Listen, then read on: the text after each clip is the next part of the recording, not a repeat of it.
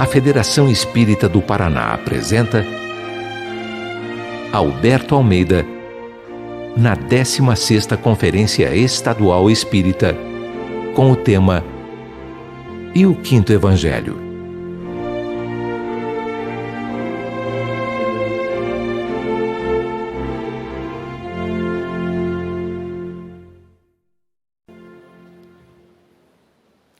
Queridos amigos, efetivamente, o grande desafio para os nossos dias é poder entretecer um olhar que possa se diferenciar no contexto cultural que a humanidade vem se estabelecendo para ter horizontes mais portentosos e otimistas com vistas às possibilidades de novas construções no campo das vidas, no campo das almas e no nosso risonho planeta azul. É, portanto, nesta hora, quando o Evangelho segundo o Espiritismo se nos apresenta, nesse aniversário de 150 anos, que conseguimos entrever aquilo que os Espíritos disseram a Allan Kardec acerca das revoluções sociais e morais, afirmando, na lei do progresso, de que efetivamente as revoluções se infiltram durante séculos e depois irrompem para que o edifício antiquado ceda à nova construção.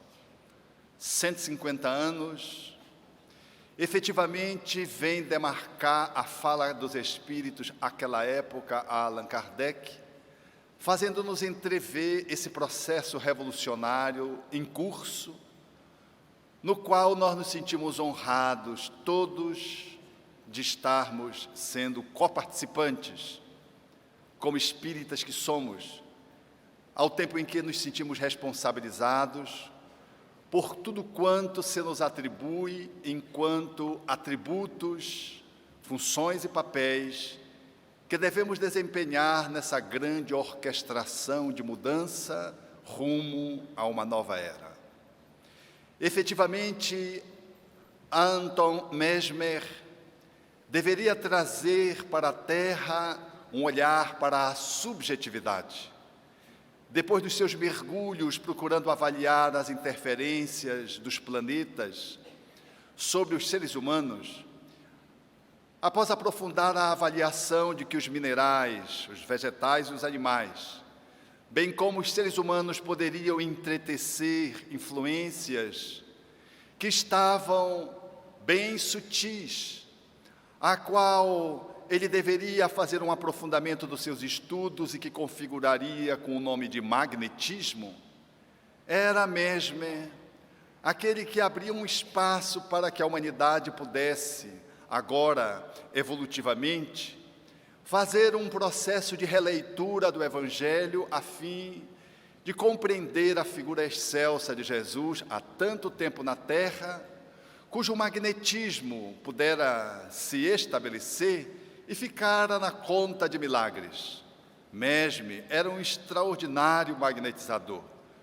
Ao tempo em que era ridicularizado pela classe que lidava com a saúde na época, era reverenciado por deuses, por nobres, porque em função da sua competência, ele gerava muitos fenômenos de cura e entretecia através da magnetização resultados surpreendentes. Esse processo abriria espaço para que a humanidade pudesse, aos poucos, ir se inclinando para a realidade subjetiva, tendo em vista que a ciência no século XVI, com Francis Bacon, e depois com René Descartes, haveria de fazer uma ruptura com a religiosidade, que se manifestava de uma forma teocrática, e era natural que nesse rompimento haveria uma negação da nossa transcendência e da nossa subjetividade, e havia uma supervalorização dos objetos, das coisas, do objetivo, da matéria. E foi, portanto, nesse âmbito que a humanidade vai se desenvolvendo e Mesmer traz esse contraponto dentro da academia, por assim dizer, dentro da esfera do atendimento da saúde, e caberia a Jean Charcot fazer a continuidade desse processo, quando, valendo-se do magnetismo, que deveria ter ensejado igualmente a manifestação do hipnotismo, Jean Charcot observaria que as pessoas apresentariam manifestações histéricas e deveria, em se valendo do hipnotismo, fazer uma avaliação de que, pela sugestão, era possível corrigir distorções no âmbito da saúde, tratando os processos histéricos através de sugestões hipnóticas, e traria resultados extraordinários, posto que ele identificaria que havia na sua época uma alta castração, notadamente às mulheres.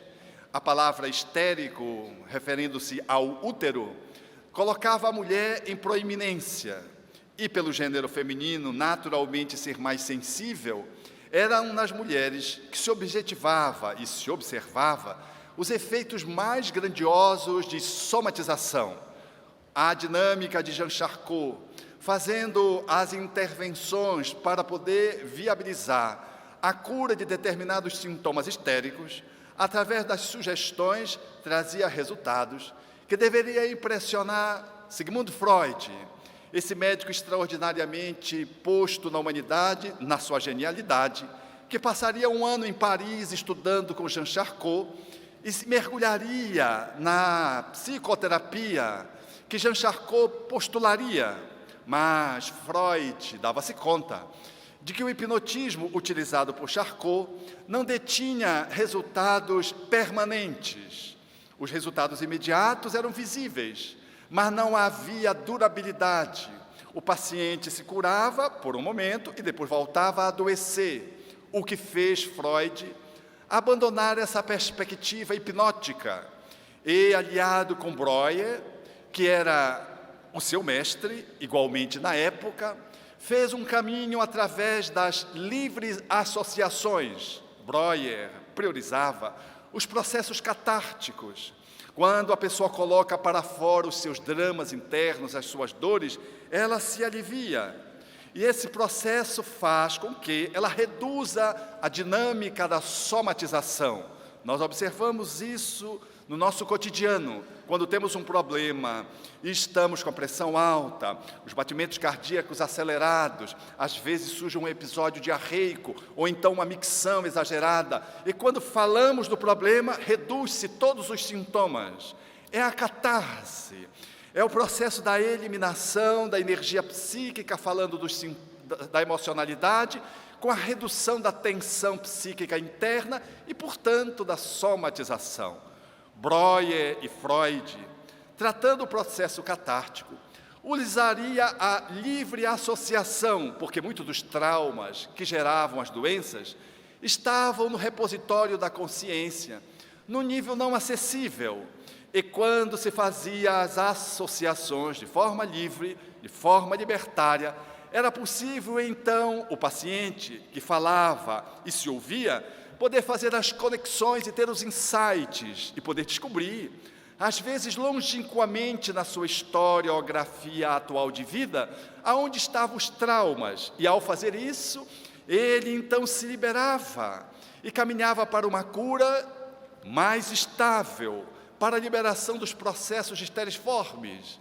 Mas Freud, aprofundando os estudos, deveria divergir num dado momento de Breuer, porque ele entenderia que o processo das doenças, das neuroses, especialmente, estavam inclinadas ao processo da libido. Ele identificaria que era a energia de natureza sexual que operava os transtornos de somatização quando se lhe inibia, e como se vivia uma época de hipocrisia, havia um rechaço grandioso da sexualidade, e havia, portanto, de uma certa forma, uma perseguição que se operava notadamente às mulheres, e por isso os processos histéricos compareciam mais no sexo feminino. Mas Freud, na sua avaliação grandiosa, mais tarde, conseguiria rever esse postulado, identificando que também os homens eram vítimas das somatizações, dos processos histéricos, não obstante não tivessem útero. Mas Freud haveria de ir aprofundando esse olhar, demonstrar que o ser humano, na castração do desenvolvimento da sua sexualidade, ele precisava, para se liberar, refazer traumas na sua infância, notadamente quando ele estava se formando nos primeiros anos de vida, no desenvolvimento da sua sexualidade, que começava pela oralidade, na amamentação, depois pela sexualidade em nível anal, depois a fálica e, finalmente, na quarta etapa de maturação da sexualidade, que era a sexualidade genitálica.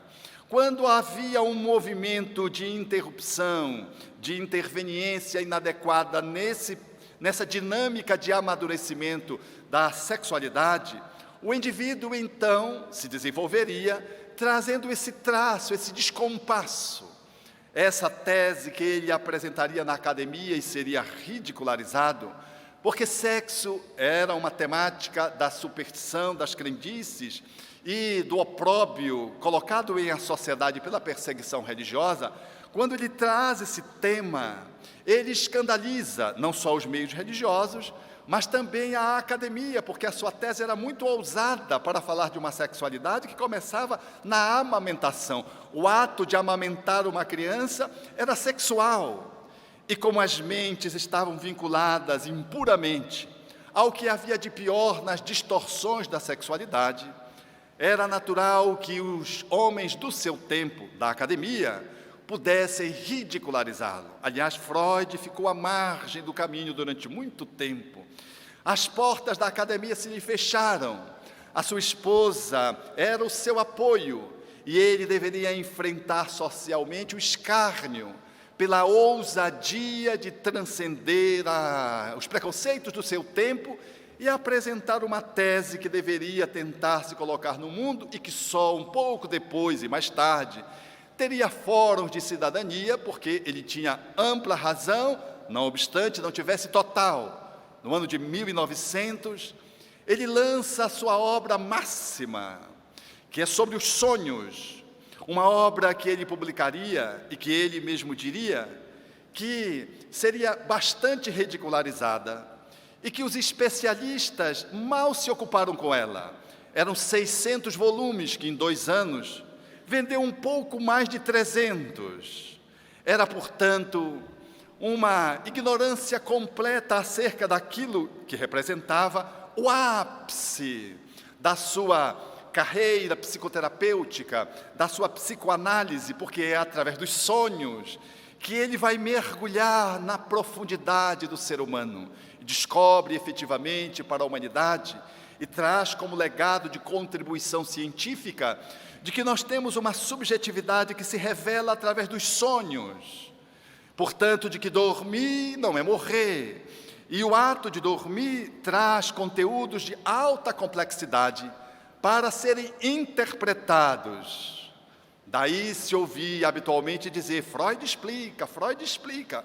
O que do ponto de vista psicanalítico é uma incorreção. Freud interpreta, não explica. Os sonhos deveriam ser interpretados.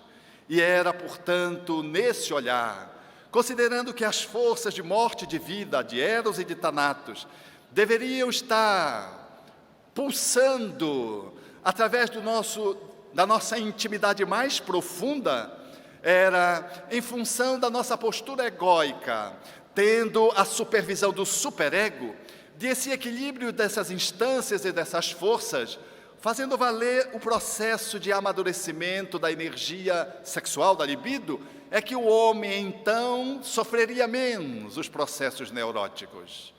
Freud deixaria o inconsciente como a grande contribuição para a humanidade, dentre outras, e deixaria que a academia avaliasse o quanto a sexualidade estava relacionada com a nossa saúde.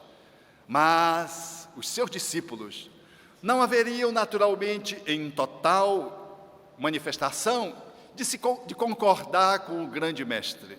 E Jung seria, portanto, o discípulo mais ousado e talvez o mais afervorado de Freud.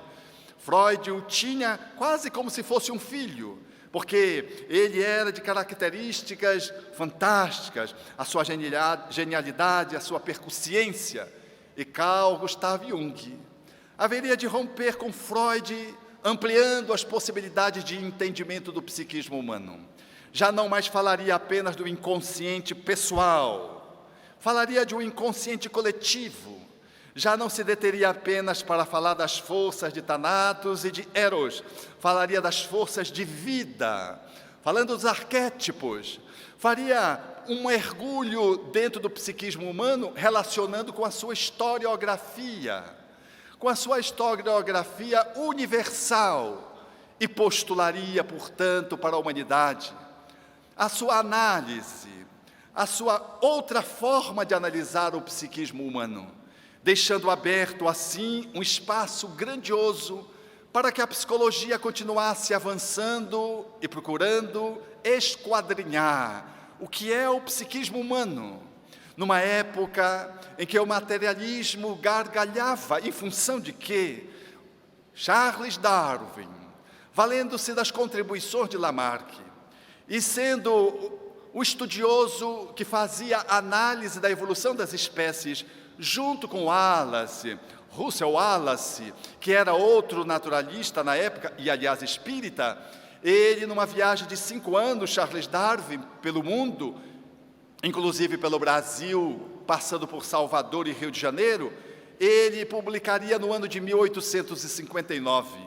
E na introdução da sua obra, no 2º parágrafo, ele faz menção pelo que ele estava publicando aquela obra, dizendo que talvez ele não tivesse tempo de concluí-la, em função da grandiosidade dos estudos, e também porque Wallace tinha chegado às mesmas conclusões que ele, e ele então estava se apressando em publicar primeiro. Eu achei curioso quando li isso, porque é interessante observar que ele coloca na introdução, é como quem diz assim, nós descobrimos juntos, mas eu vou publicar primeiro para levar os louros. Mas, ao mesmo tempo, ele cita o pesquisador e fala na introdução que o Wallace já tinha mandado uns estudos que ele tinha endereçado a um amigo comum, Leo, que tinha feito uma publicação numa revista que tratava do assunto, ao lado das contribuições dele, as contribuições grandiosas de Wallace. E ele publica, portanto, as origens das espécies. E com isso, ele dá um golpe no criacionismo bíblico, que postulava a criação dos pares das espécies para povoar a Terra. Ele demonstrava que não, de que a vida surgiu na Terra através da evolução de uma espécie mais inferior para uma posterior, e assim progressivamente ao longo do tempo. Ele se escusa de incluir o homem nessa dinâmica de hipótese, mas somente mais tarde ele é categórico ao afirmar de que efetivamente o homem deveria ter surgido por esse mesmo caminho. Quando Darwin faz essa afirmativa, ele dava o material científico para a época para sustentar o materialismo, que tinha rompido com a igreja e a fé estava em decadência, e era efetivamente aquele século, o século da morte de Deus, porque a religião estava nos porões daqueles que não pensavam alto, a ciência ocupava o trono, e agora Darwin dava o material de pesquisa para dizer que o materialismo tinha razão. Não foi Deus quem criou o mundo como estava postulado, criando Adão e Eva e os pares das espécies. Agora a ciência comprovava de que o ser humano surgiu a partir da evolução das espécies mais inferiores para as superiores. Assim o peixe geraria o batraque, o réptil, a ave e assim sucessivamente, até chegar àqueles que deveriam ser o Homo sapiens mais tarde. Mas o curioso dessa publicação é aquela que se dá 1 ano depois de O Livro dos Espíritos, que já traria na sua primeira edição e depois na sua segunda, definitivamente, a ideia posta, revelada, de que os espíritos que habitávamos a Terra nessa posição hominal, deveríamos ter tido um movimento de humanização nas esferas anteriores, nas espécies anteriores, quando de uma viagem no reino mineral, vegetal e animal, fazendo-nos entrever, na questão 607 e 607A do Livro dos Espíritos, que o evolucionismo estava assim consagrado como postulava Darwin, mas tinha um ascendente espiritual que Darwin não postulara, de que era o espírito que fazia o movimento da diferenciação das espécies. Havia esse ascendente espiritual que iria se humanizando, se elaborando, como se fosse uma grande gestação, numa viagem através dos outros reinos, até desaguar no espírito. O princípio espiritual se tornaria espírito. E os espíritos afirmam a Allan Kardec, nessa questão, aquilo que já tinham afirmado na questão 540 da mesma obra. Tudo se encadeia no universo, do átomo ao arcanjo, mostrando o processo de evolução dos princípios espiritual, guindado àquilo de natureza material. Portanto, é nessa instância, quando Darwin traz essas contribuições, que a humanidade experimenta a morte de Deus, e nós avançaríamos para o outro século, o século passado, que parece que nós matamos o homem, porque o materialismo ele foi avançando, mas as mudanças deveriam ser inevitáveis. No ano de 1926, até o ano de 1934, Joseph Banks Heine, nos Estados Unidos, deveria fazer um aprofundamento desse psiquismo humano, fazendo uma análise, agora utilizando o método estatístico, para poder mergulhar nas experiências paranormais dos sensitivos. E Banks Heine deveria fazer então agora os estudos da telepatia, da clarividência, da telecinesia. Eram os estudos que tentavam avaliar o quanto nós não somos só uma matéria. E ele então distribuiria a pesquisa em duas ordens de fenômeno: os fenômenos psi-gama e os fenômenos psi-teta. Os fenômenos psi-gama seriam os fenômenos subjetivos, portanto, aqueles que não estavam relacionados à matéria propriamente dita. Era uma mente poder fazer, por exemplo, a captação do que uma outra mente pensava. E assim, ele documenta de que o ser humano é capaz de se comunicar com o outro telepaticamente. O fenômeno psi-gama da telepatia estava cientificamente comprovado na Universidade de Duke, nos Estados Unidos.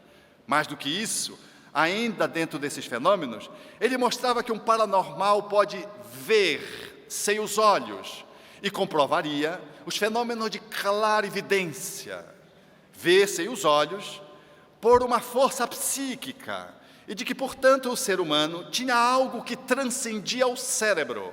Vai mais além, ainda dos fenômenos psi-gama, e comprova a fenomenologia da pré-cognição e da retrocognição.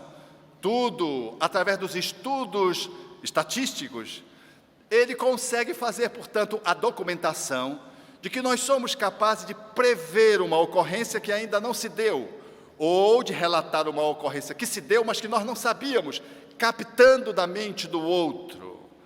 Essa evidência de Heine deveria encontrar nos fenômenos psicapa agora maior retumbância, porque ele mostrava que o psiquismo era capaz de influenciar a matéria, não só nas manifestações subjetivas, mas objetivas.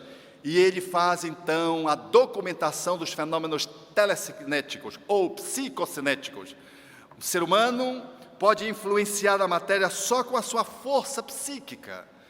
O que ensejou no Brasil, Hernani Guimarães Andrade, o nosso grande pesquisador do estado de São Paulo, criador do Instituto de Psicobiofísica, fazer os estudos em torno daquela gota que caía numa lâmina de ferro, e o recipiente recebia a divisão da gota e a água ia enchendo o recipiente equitativamente.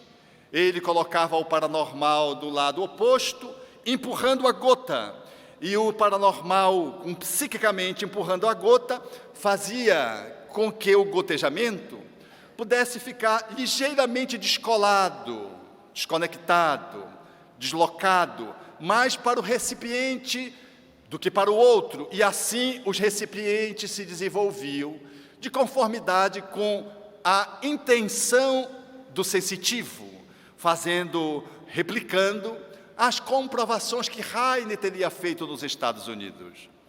É natural que Heine não tivesse chegado ao ponto das pesquisas dos fenômenos psi-teta, que tratavam dos fenômenos dos mortos. A sociedade americana é demasiadamente protestante e seria uma ousadia e talvez um risco para o cientista e talvez colocar toda a sua pesquisa a perder se ele ousasse ir até daí. Louise Heine, sua esposa, no entanto, avança e fala dos fenômenos psi-teta, ou seja, dos fenômenos que envolvem a influenciação dos mortos, dos espíritos, e chega, portanto, nessa esfera de conclusão, mostrando que nós não somos só um corpo, nós somos um psiquismo que estava posto desde Mesmer, reafiançado por Charcot, agora documentado por Freud, mas numa visão materialista, apoiado por Jung, numa visão mais abrangente e transpessoal, mas Heine agora, documentando estatisticamente, encontrava na contribuição da esposa a possibilidade de dizer de que a nossa mente sofre influência de espíritos. Mas o tempo não tardaria.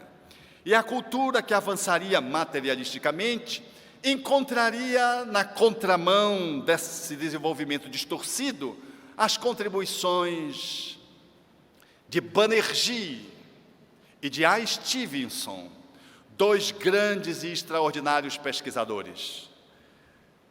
Banerjee era professor da Universidade de Jaipur, na Índia.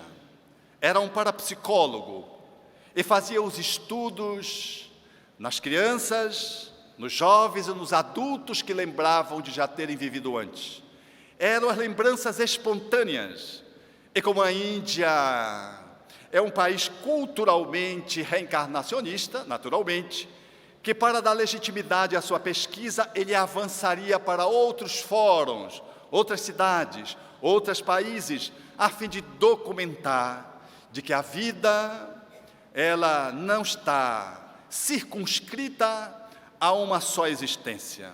Ele denominaria a sua pesquisa de memória extracerebral. Há uma memória que não pertence ao cérebro, ela transcende a memória cerebral, e ele falaria, portanto, da memória extracerebral como exatamente a lei que os espíritos trouxeram a Allan Kardec e que consagraram com o nome de reencarnação. É uma palavra grandiosa, reencarnação. É muito bonito olhar a codificação espírita, porque ela traz os nomes, as palavras, respeitando a sua etimologia, dando-nos a compreensão do processo fenomenológico da vida. Todas as palavras que Kardec empresta, elas trazem aderentemente já uma explicação em si mesma. Reencarnação é uma palavra bela, que fala de todo um fenômeno de poder retomar numa ação o processo da carne outra vez, novamente. Era o processo do renascimento, da palingenesia de outrora, da metaensomatose de outrora. A reencarnação, portanto, era essa fala que os espíritos já tinham apresentado reveladamente a Allan Kardec e que Banerjee estudava com o nome de memória extracerebral. Só como exemplo, ele narra um dos fenômenos de pesquisa dele, quando ele foi estudar um garoto que com 3 para 4 anos virou-se para a mãe e disse: "Você não é a minha mãe, não me bata", porque a mãe estava agredindo a criança. Hoje a criança seria capaz de dizer isso como estratégia de sobrevivência, porque elas estão sabidas demais.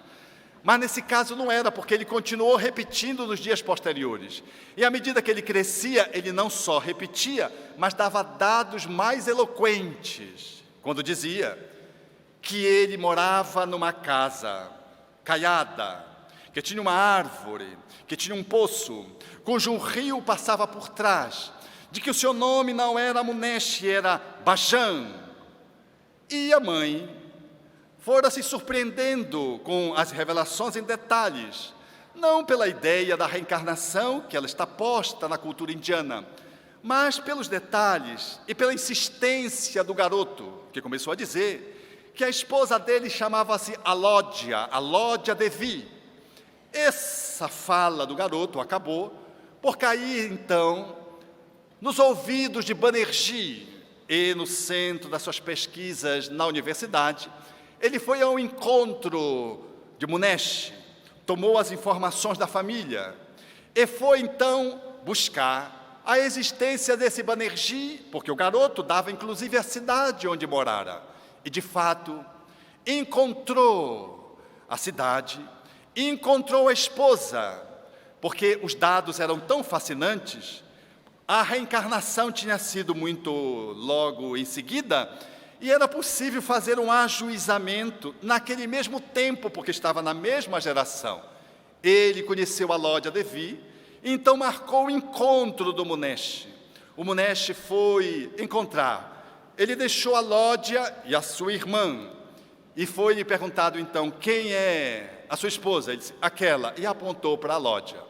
Alódia sorriu e disse, me dê uma prova. Ele disse, você não lembra, agora ele já com 7 para 8 anos, naquela vez que nós fomos para a cidade de Accra, e que quando eu voltei nós tivemos um conflito, eu peguei o pau de amassar manteiga e lhe dei uma surra, deixando-lhe uma cicatriz no cotovelo. Você veja como ele era uma criança graciosa. E um esposo formoso, educado, gentil. Ela tomou um choque, levantou um pouco a túnica e lá estava a cicatriz que ele mencionava. Ela olhou e disse, mas alguém pode ter lhe dito isso? E ele disse, você quer provas mais íntimas? Durante 1 hora, ele, ela e as testemunhas puderam conversar. Quando ela saiu, então ela afirmou, infelizmente, desgraçado do meu marido voltou. Era ele mesmo.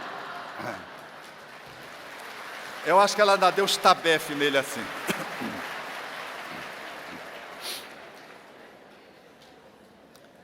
Foram 15, 20, 25 anos de pesquisa. Não foi uma pesquisazinha, dizia ele, por métodos controlados rigorosamente. A memória extracerebral é uma evidência científica, diria Banerjee.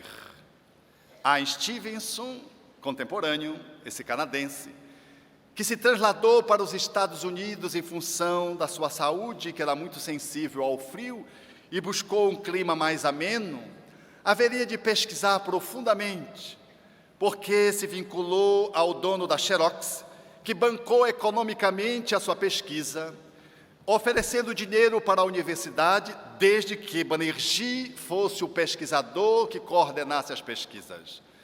Banerjee se debruçou sobre a tese da memória extracerebral, fazendo a análise, portanto, da reencarnação, contemporâneo a Stevenson, contemporâneo com Banerjee, nos Estados Unidos, fez essa pesquisa meticulosamente controlada. Fora capaz de demonstrar, por exemplo, nos estudos de balística, alguém que tinha sofrido, por exemplo, um tiro, mostrava as marcas de nascença. Aqui no pescoço, no outro lado da cabeça, o sinal de nascença. E ele buscando a ficha que estava na medicina legal do estudo da época, consagrada, os estudos de necrópsia, nos estudos de balística, exatamente aquilo que o indivíduo afirmara, o tiro por onde entrara e o tiro por onde saíra.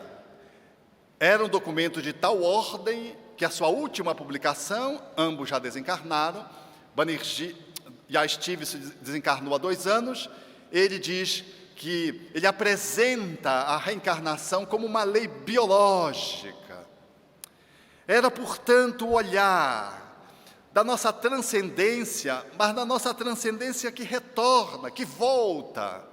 Foi exatamente também nesse período que Stanislav Grof, o extraordinário psiquiatra tcheco, fazendo os estudos com LSD para tentar curar os quadros mais graves psiquiátricos, notadamente de esquizofrenia, experimentando em si mesmo a droga, viria que quando se usava a droga, se ampliava o estado de consciência. E, a partir daí, começou a pesquisar o psiquismo, posto por Freud, alinhavado e aprofundado por Jung, agora numa perspectiva transcendente, coincidindo com a visão de Banerjee e de J. Stevenson, mostrando que muitos dos traumas dos seus pacientes estavam relacionados às vidas anteriores.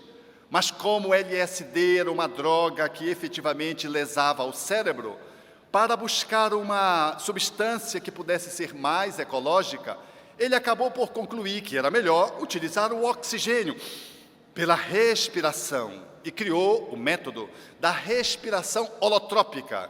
Se você respirar muito profundamente e sequenciadamente, você promove uma superoxigenação do cérebro, entra no estado de ampliado de consciência e é capaz de poder voltar aos traumas da infância, perinatais do seu nascimento, de dentro do útero, ou traumas que estão em outras vidas. Esse extraordinário pesquisador, que se mudou para os Estados Unidos e ali, hoje vivendo na Califórnia, faz ainda as suas pesquisas, publicou várias obras documentando a reencarnação já nesse olhar psicoterapêutico, através da respiração holotrópica, utilizando a regressão de memória até outras vidas, e ousando dizer que o nosso processo pode gerar até a ancestralidade pré-hominal. Ele vai na afirmativa dos espíritos, Allan Kardec, na questão 607, é muito curioso isso, porque essa ousadia de Grof é capaz de nos afirmar pela via da ciência, mediante os seus estudos, de que os espíritos afirmaram a Allan Kardec, efetivamente, trata-se de uma hipótese que a ciência vem confirmando, de que o princípio espiritual teve um período de elaboração pré-humano nos outros reinos.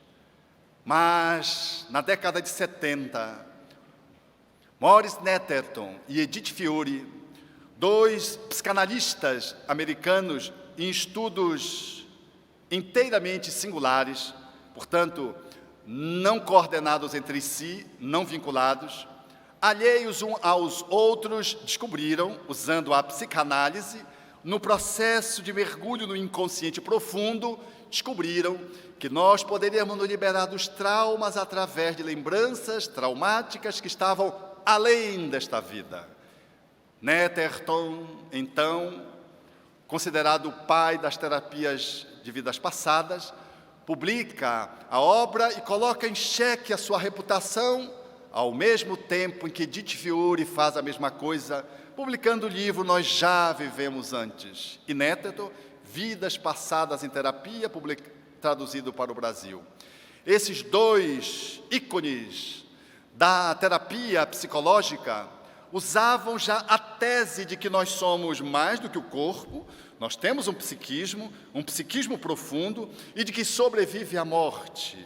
E mais do que isso, de que a tese da reencarnação confirmava-se agora, mediante aqueles estudos, como uma ciência que se colocava como uma lei natural da vida pelas evidências científicas. E agora, mediante as suas intervenções, como uma ciência aplicada, ou seja, um conteúdo capaz de poder ser usado para beneficiar os seres humanos. É curioso ver Jesus. Joga a rede para a banda da direita do barco e achareis. O fenômeno de clarividência, os discípulos jogam, quando puxam a rede, ela vem abarrotada de peixes, quase ameaçando o seu processo de segurança de estabilidade de tantos peixes que ficaram abarrotados na rede. Encolhecendo-lhes os pensamentos, narra os evangelhos, nos fenômenos de telepatia, ou quando ele afirma para que os discípulos possam ir em frente e façam o encomendamento de um burrico que ele deveria subir para fazer a entrada triunfal em Jerusalém.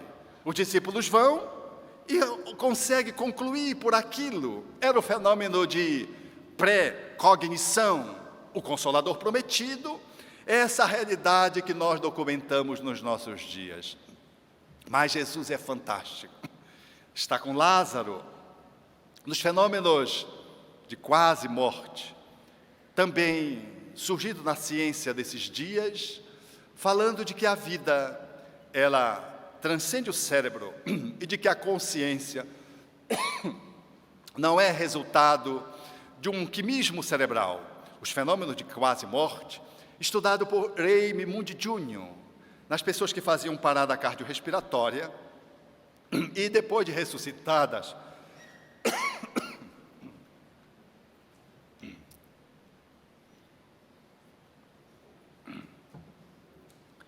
elas voltariam e faziam relatos incríveis.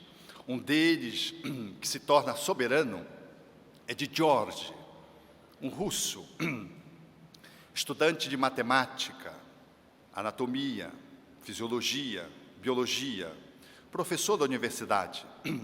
Ele sofre o fenômeno de quase morte, e quando ele vê, trava-se um fenômeno curioso no hospital.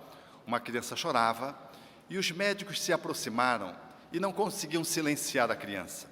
Ele, como era da área de saúde, médico, estuda e vê que a criança tem uma fratura. Os médicos não identificam a fratura. Ele se comunica com a criança e consola a criança. Em espírito, quando vão fazer a necrópsia, ele desperta e narra a experiência que ele teve durante o período em que o seu corpo estava morto. E diz: aquela criança que vocês estavam tentando eliminar a dor e que chorava compulsivamente, ela tem uma fratura de bacia e por isso ela chorava. Os médicos vão, fazem a radiografia e identificam a fratura na bacia, constatando de que George, efetivamente, tivera uma percepção de uma realidade fora do corpo, enquanto o seu corpo estava, entre aspas, morto, a sua consciência fora do corpo fazia os registros. Esses fenômenos de quase morte, estudado por outros pesquisadores e iniciado por George Rich, o homem que sofre uma parada cardiorrespiratória, e publica um livro chamado Voltar do Amanhã. Antes de Moody, deveria encontrar também ressonância em Michael Sabon, um cardiologista, que estuda mais de 100 casos de pessoas que tiveram parada cardiorrespiratória e fizeram narrativas durante o período em que estavam mortos e que puderam ser confirmadas após o seu ressurgimento no corpo, na ressuscitação cardiorrespiratória. Quando saíam daquele estado de quase morte, chegavam a dizer: não, cadê a minha dentadura? Não, mas não tem. A enfermeira tal pegou a minha dentadura e colocou, e dizia o recipiente onde estava a dentadura, mostrando que eles não estavam alheios ao ambiente. Faziam narrativas de fenômenos que se davam fora da sala cirúrgica, nos casos em que o fenômeno de quase morte se estabeleceu dentro do hospital. E assim, nós vamos encontrar Jesus com Lázaro. Sai para fora, libertai-o e deixai-o ir. Lázaro, por 3 dias, cheirando mal, era um fenômeno de quase morte, que Allan Kardec estuda com proficiência, falando dos processos catalépticos, que, em alguns estados, o corpo chega até a entrar em estado de decomposição. Mas vamos encontrar Jesus com a filha de Jairo, indo na casa do amigo e trazendo-a para a vida novamente.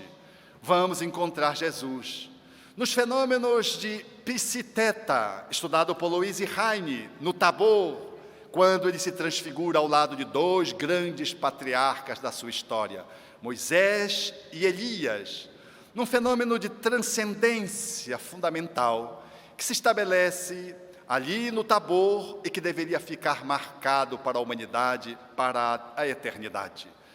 Jesus, esse extraordinário ser psicológico, de graduação infinita, ele deveria então alcançar esses escaninhos da vida, de tal modo, ao seu tempo, que quando ele encontra-se diante da situação que envolve a dinâmica do ressurgimento de Elias, da pergunta dos discípulos acerca de se Elias, que estaria por vir na afirmativa de Malaquias, na profecia de Malaquias, e Jesus categoricamente afirma: Elias já veio, os judeus o trataram como lhes aprouve. E o narrador do Evangelho coloca explicitamente, e era de João Batista que ele falava, mostrando a reencarnação. Mas não só aí, no cego de nascença, não só aí, se a tua mão é casa de escândalo, arranca e joga para longe de ti, falando da reencarnação quando oferece o Consolador.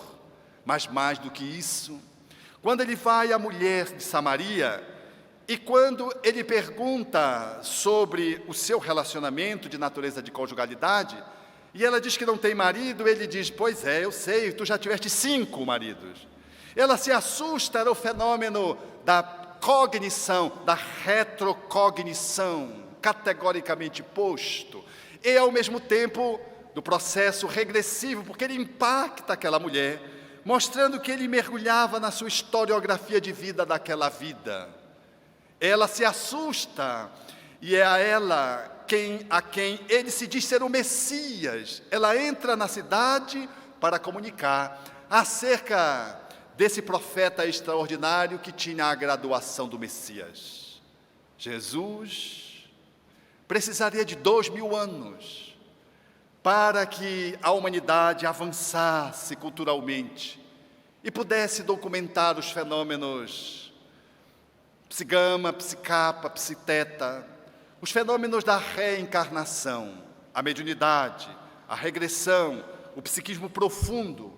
Era necessário, portanto, 2000 anos para que Jesus pudesse ser compreendido como um ser da grandiosidade que era, sem ser um ser necessariamente derrogador das leis naturais da vida. Demonstrando assim a ciência hoje que Jesus não fez milagres. No entanto, é muito difícil compreender um homem capaz de fazer tudo o que ele fez. Porque hoje os paranormais aqui e acolá replicam os fenômenos promovidos no Evangelho palidamente, um que outro, mas ninguém conseguiu fazê-lo ordenadamente e conjuntamente como ele fez, e na grandiosidade, no tamanho, na profundidade e, sobretudo, na intencionalidade que ele fez. Porque se Jesus efetivamente esse ser para-humano, super-humano, esse arquétipo de síntese da humanidade, de tão grande que ele foi, que até hoje a maioria da cristandade pensa que ele é Deus. Aliás, quando vinha para cá, ao meu lado, o cidadão me vendo ler um livro do Severino Celestino, acerca do cristianismo primitivo, perguntou do que é que o livro tratava. E eu então disse que o livro tratava de uma análise de um pesquisador, professor da universidade, que faz estudo de religiões comparadas, e que estava estudando ali o Evangelho. E ele então começou a estabelecer uma análise, um diálogo comigo, em torno daquilo que era a temática do livro. E lá pelas tantas, eu comecei a falar para ele acerca de quem era Jesus, e ele afirmando o certo dogma da Santíssima Trindade, e ele usando a sua crença, que é não católica, mas também igualmente dogmática, e ele dizendo: não, mas Jesus era Deus. Está lá em João, o verbo se fez carne, o verbo era Deus, e o verbo se fez carne. E eu então aditei a uma argumentação que ele fazia, a outro argumento, para dizer exatamente que ele estava dizendo, tinha pertinência do ponto de vista interpretativo, até certo ponto. Eu disse: pois é, essa assertiva que se tomou na cristandade para confundir Jesus com Deus, de que Jesus era efetivamente Deus, o verbo, e que se corporificou. Além dessa citação, há uma outra, quando Jesus diz, eu e o Pai somos um, o que sugere a um olhar mais apressado de que Deus e Jesus são a mesma pessoa. E comecei então a levantar as outras citações, porque são inúmeras. Elas são abundantes que desdizem essa, o que nos sugere fazer uma reinterpretação desses dois versículos, ou desses versículos, que inclinam a pensar que Jesus é Deus. Mas ele, como era da têmpera da sua própria crença, começou a se exasperar. E a sua mãe também, numa argumentação. E eu fiquei na minha, apenas fazendo as pontuações que eu achava que eram cabíveis naquele momento. Mas ele, por ser um operador da área do direito, insistia numa tentativa de convencimento. E eu disse, pois é, Jesus foi tão grande, que é como se fosse Deus. Ele disse, mas não era. Eu digo, não, porque um embaixador que fala em nome do presidente, por exemplo, ele não é o presidente, mas ele pode falar em nome do presidente, ser o verbo do presidente. Aí ele disse, mas não é o presidente. Não é, mas naquele momento que ele fala, ele diz, aqui a fala é do presidente, que ele está ecoando. Mas não é o presidente. Eu digo, não é, mas é o verbo que se fez carne e habitou entre vós, para fazer valer a expressão mais grandiosa do divino. E lembrei dos avatares indianos, da cultura indiana, um espírito de auto-hierarquia, numa cultura politeísta, quando reencarna, ele é tomado como Deus, um avatar, e ele assume essa postura de Deus, e fala como se fosse um Deus, perfeitamente coerente. Eu notei que causou uma certa indisposição, e como estava naquele diálogo, naquela tentativa de acerto e erro, ou quem tem razão, eu fui para uma análise mais confortável. Eu disse, o que é importante não é se uma abordagem ou outra são superiores desta ou daquela religião ou crença. O que é importante é que cada crença, segundo os seus princípios, tenha coerência. Se ela for coerente, a pessoa está muito bem. E a melhor crença, ele perguntou o que é que eu era. Eu disse, pois eu sou espírita. E aí ele disse, eu não conheço o espiritismo. Mas o espiritismo só pega uma parte da Bíblia. O espiritismo não é assim a favor da Bíblia? Eu digo, não. O espiritismo é a favor das leis da vida. A Bíblia é um livro socioantropológico judeu, dos hebreus, e fala de uma realidade socioantropológica. E traz no seu cerne também leis da vida, leis de amor. Mas, se você comparar, há contradições grosseiras, porque ao mesmo tempo que a lei da vida manda não matar, há inúmeras decretações de pena de morte, e por assuntos às vezes banais. Então, há uma contradição. Então, para nós espíritas, nós compreendemos a Bíblia como sendo uma grande mina que você entra e tem muito cascalho, e tem as pedras preciosas, você tem que saber escolher as pedras preciosas. O cascalho está inerente à mina. Então, as leis, a palavra divina, é a palavra divina, mas a Bíblia é a palavra de um povo, que tem coisas fantásticas do ponto de vista sociológico, da antropologia judaica para você compreender, mas que não são coerentes para o dia de hoje. E tem alinhavos que são da preciosidade de um rubi. Não matarás. Ao tempo de Moisés, até hoje e por todo sempre, é uma lei da vida, como é a lei da gravidade. Vocês viram que eu já estava fazendo uma palestra para o pobre coitado, mas não foi assim não. Ia e vinha, ia e vinha, ia e vinha. E aí eu silenciei, no momento para não fazer assim essa coisa de confrontação de religião, que é uma perda de tempo, é que nem discutir quem é melhor, se o paysandu ou o coxa. É uma conversa que não leva a lugar nenhum. Muito embora todos saibamos no Pará quem é o melhor, mas é um processo, há divergências. Então eu peguei e tentei escapar por uma saída estratégica. Eu disse assim, eu gosto muito da fala do Dalai Lama, porque a conversa ficou centrada na fé e na caridade. Porque o meu interlocutor dizia, porque o que é importante é a fé.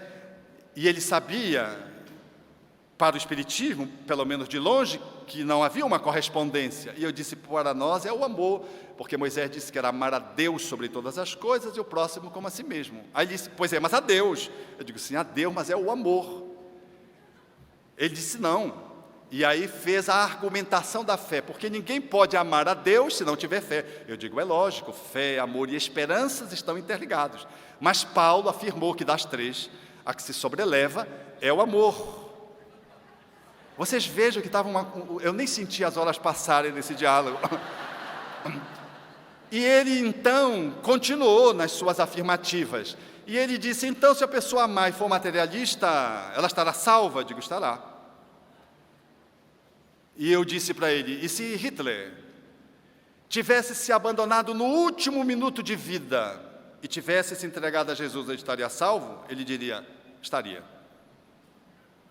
Essa é a dinâmica da contradição. Ele está coerente com os princípios de que a fé salva, e eu estava coerente com o princípio de que o amor é que liberta. Fora da caridade, não há libertação, não há salvação. Porque um Hitler que promova o homicídio de mais de 30 milhões de pessoas, 6 milhões de judeus, e no último minuto se entrega a Jesus, estará salvo, numa visão de uma existência só. Mas é impossível admitir essa justiça divina a um homem que fez o bem a vida inteira, mas não descobriu Deus, e pudesse, efetivamente, estar excluído da salvação pela divindade. É injusto. E por fim, então eu falei do Dalai Lama, eu disse, eu gosto muito do diálogo do Dalai Lama com Leonardo Boff, quando o Boff pergunta qual é a melhor religião, achando que ele ia defender o budismo, e o Dalai Lama diz, a melhor religião é aquela que nos conduz para o bem. E Boff, querendo cutucá-lo, disse, e qual é a religião que melhor nos conduz para o bem? Fazendo aí o contraponto entre Buda e Jesus. E o Dalai Lama deu um sorriso que desconcertou Boff e disse, é aquela que torna o homem mais compassivo, mais generoso, mais humanitário. E Boff faz um elogio à fala do Dalai Lama. E eu peguei essa fala e deixei, fiz uma interrupção do diálogo, e ele voltou a perguntar e começou a perguntar sobre espiritismo. É a pior coisa que a pessoa pode fazer nessa hora. E no céu? E eu notei que a mãe dele ficou um pouco incomodada, porque havia algum processo de conflito, talvez. Vejam, a afirmativa ali, a qual nós estávamos nos referindo, é dessa conexão com Jesus e Deus. Jesus é tão grande que para a cristandade é como se fosse Deus. E eu vejo muitas pessoas quando oram, confundem Deus com Jesus, fazem uma mistura, mas não importa, vai para o mesmo lugar. É que Jesus é tão grandioso, tão portentoso, mas é lógico que Ele é filho, é o nosso filho mais maduro, é o nosso arquétipo de homem integral. E Deus é o supremo Criador do universo. Jesus já era antes que Abraão fosse, e nós seremos um dia o que Jesus é. O que eu faço, vocês podem fazer, e fazer muito mais. Vós sois deuses, com desenho. Era a fala de Jesus no seu tempo, falando do nosso processo de deificação. Então, o que faz de Jesus ser um homem grandioso, não era ele ter sido um ser paranormal e ter operado todos esses fenômenos extraordinários que aqui nós alinhavamos, fazendo o cotejamento com a ciência. É a sua capacidade de exercer a sua amorosidade. Allan Kardec diz isso em A Gênese, quando fala que o que mais proeminente em Jesus são os seus ensinos. Esse ensino que foi estabelecido pela metodologia da exemplificação.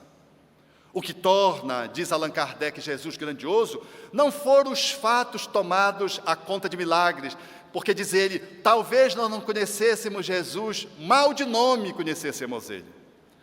O que torna Jesus grandioso é a sua capacidade de exercer a amorosidade. Esse homem notável, que é confundido com Deus pelo volume de amor que Ele traz nas entranhas da alma, enseja-nos a possibilidade de mergulhar nos 4 evangelhos que narram a sua existência, numa fidelidade, numa congruência. 3 deles você pode colocar em 3 colunas e arrumar. O de João, o evangelho dito místico, traz uma conotação de transcendência de Jesus, que é onde está e o verbo que se fez carne e habitou entre vós. Jesus é esse ser tão incomparável, efetivamente, que não pode ser tomado como um substantivo, ele é um verbo, o verbo se fez carne. Ou seja, é a ação efetiva. E essa expressão de Jesus veio através daqueles que o documentaram e o escreveram nas suas 4 narrativas. A história de um homem que comporta a história de todos os homens. Ele, não obstante, não pudesse estabelecer nenhuma palavra na terra, salvo quando sentou-se diante da mulher adulta e escreveu na terra, ele tem a sua vida exposta por aqueles que conviveram com ele. As vidas que conviveram com Jesus falam da vida de Jesus.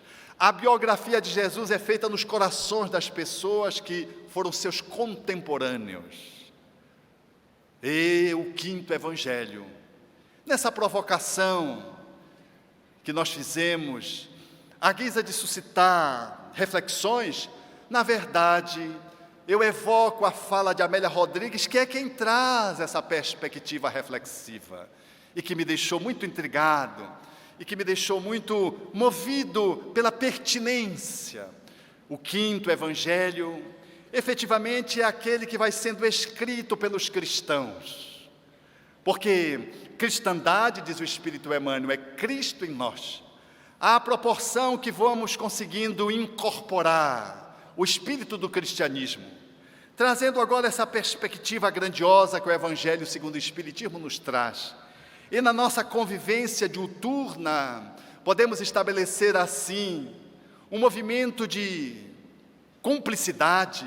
Nós temos a chance de construir o 5º evangelho, escrever dentro das almas aquilo que perpassa pela nossa crença, que se manifesta mediante a certeza nos seus postulados, através de uma ação, de um comportamento, de uma atitude. O 5º evangelho sou eu, é você.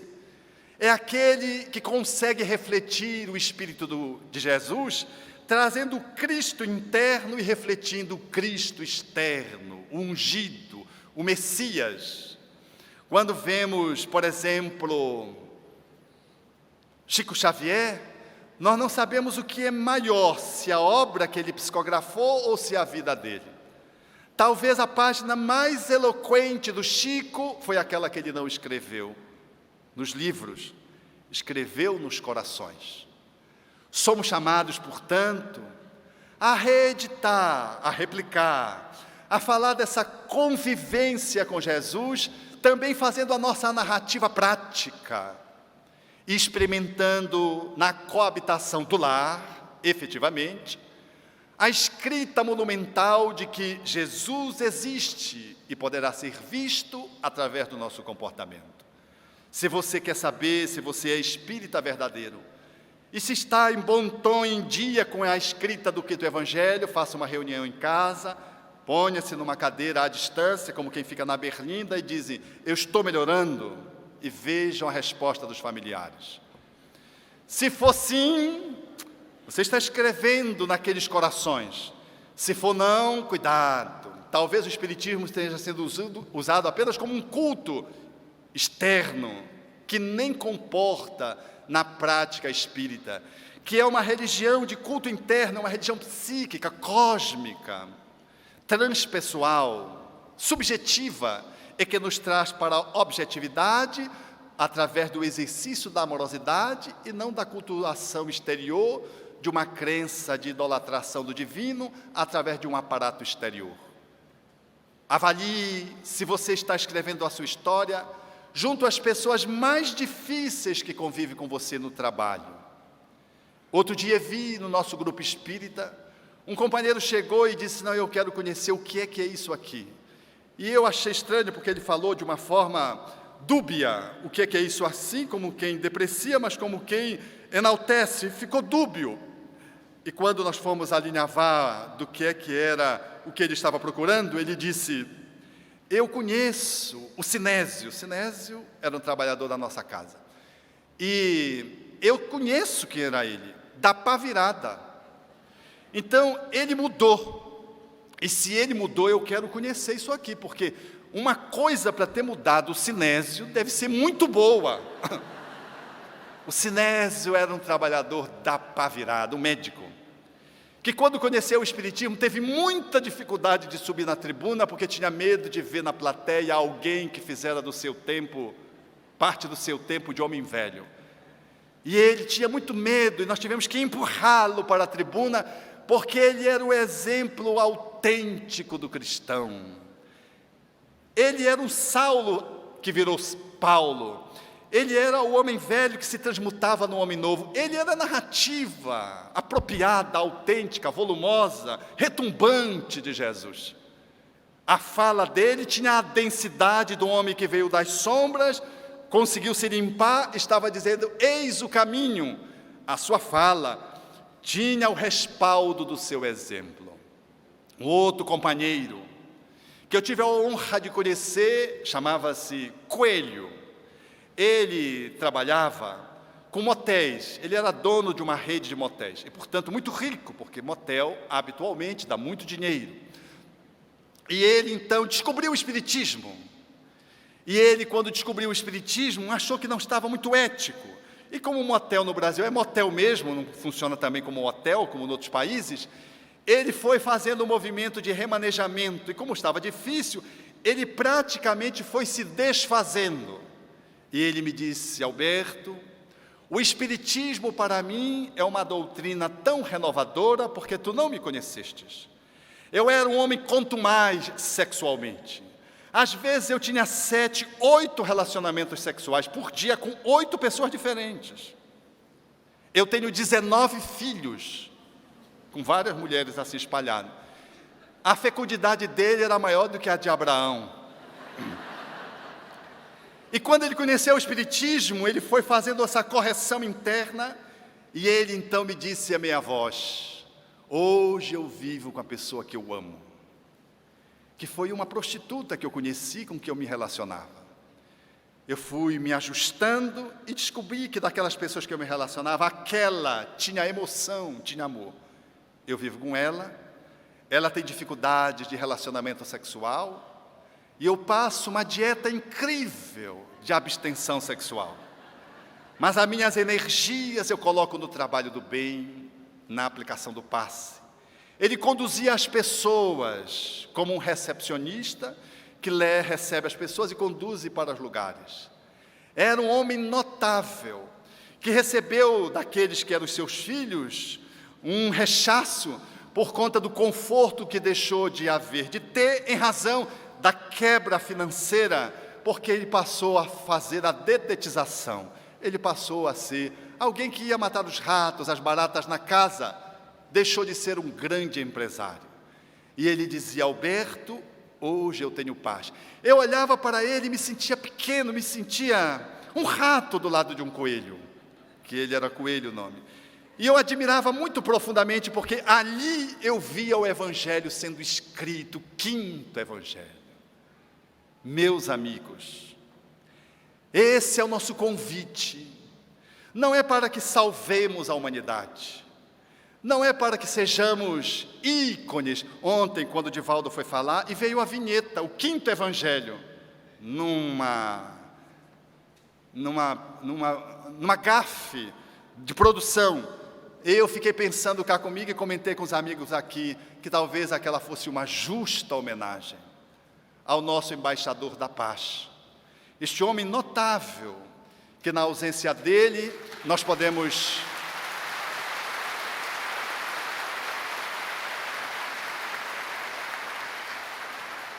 no silêncio do seu trabalho, deixa-nos não só as obras, mais de 250 psicografadas, mas esse exemplo incomum de fidelidade a Jesus. E aonde você vai, estão ali as pessoas que foram beneficiadas por esse arauto, que escreve o quinto evangelho com primor, com requintes de ternura, de beleza e de fulgurância.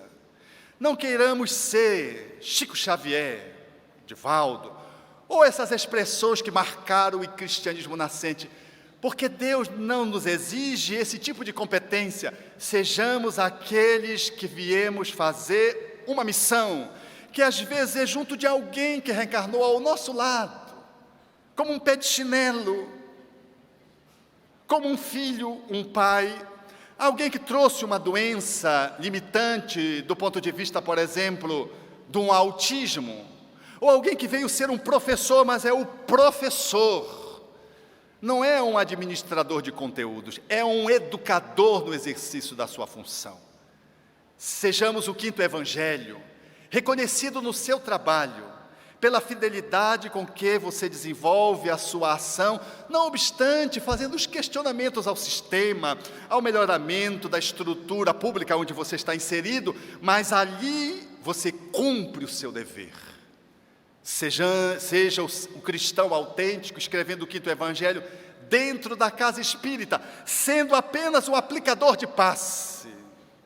Mas aquele que senta diante de você recebe as melhores energias.